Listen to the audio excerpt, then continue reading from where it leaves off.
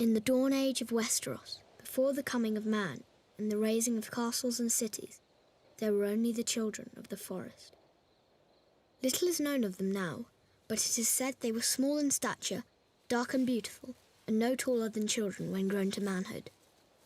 They lived in the depths of the forests in hidden villages, crannogs and caves. They hunted with weirwood bows and armed themselves with blades of obsidian. Their wise men were called green seers and were possessed of a powerful magic. They worshipped nameless, faceless gods of the forest, stream and stone.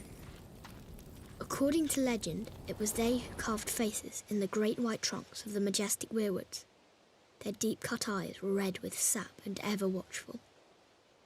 12,000 years ago, the first men came from the eastern continent, crossing a land bridge called the Arm of Dawn. Riding their great horses and wielding weapons of bronze, they cut down the children's forests and weirwoods. A terrible war raged between the children and the first men that lasted for centuries. At long last, the two races sought an end to the years of horror and bloodshed. They met on a small isle in the centre of a great lake called the God's Eye. It was there they forged the pact. The first man would be granted dominion over the coastland, the mountains, the high plains and the bogs, but the deep forest would forever belong to the children, and no weirwood tree would ever again fall to man's axe. To seal the pact before the gods, the children carved a face in every weirwood tree on the island, which came to be known as the Isle of Faces. But the pact could not withstand the coming of the Andals, a race of tall, fair-haired warriors.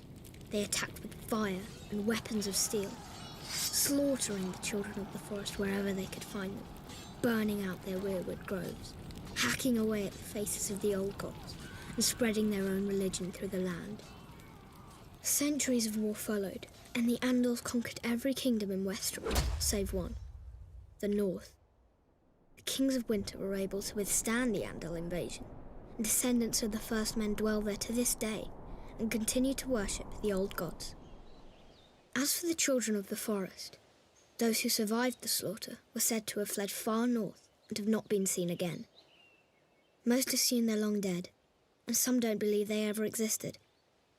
They live on only through song and legend, and in the faces of the weirwood trees.